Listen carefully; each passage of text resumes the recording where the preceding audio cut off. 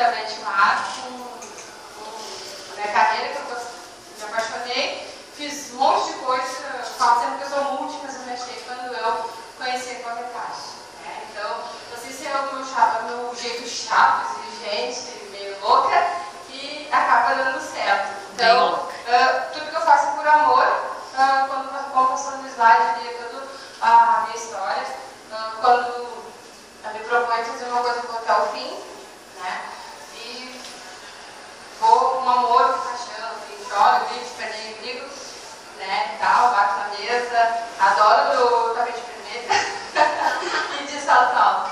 Então, no dia que eu colocar no tapete, quero agradecer muito assim, a sobreviventes, né? Do início, que é a Karine, a reitora Karine, que veio comigo na tua empresa, a Priscila, que começou na tua empresa, que foi selecionada e tal, entrou como estagiária, e continuou com a gente.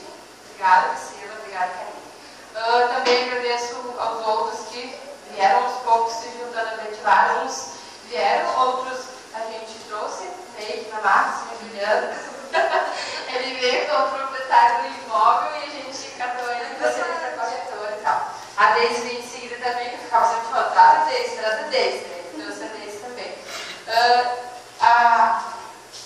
A Tati, que ela veio também como cliente, fui atender ela, e quando sentou, que nem eu falo assim, pode sentar ali na mesa que eu mato. Porque chega ali, eu, né, falei, não, vem trabalhar comigo, e ela veio. Então, obrigada, Tati, por estar com a gente, então, muito feliz.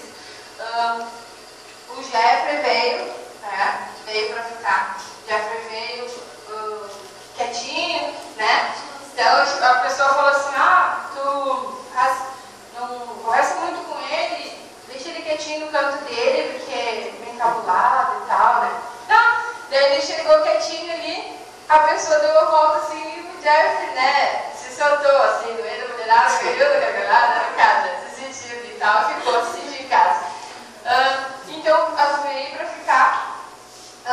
Depois veio a nossa querida amiga de Márcia, que veio também para ficar. Então, assim, todas as pessoas que estão aqui, elas vieram de alguma forma, né?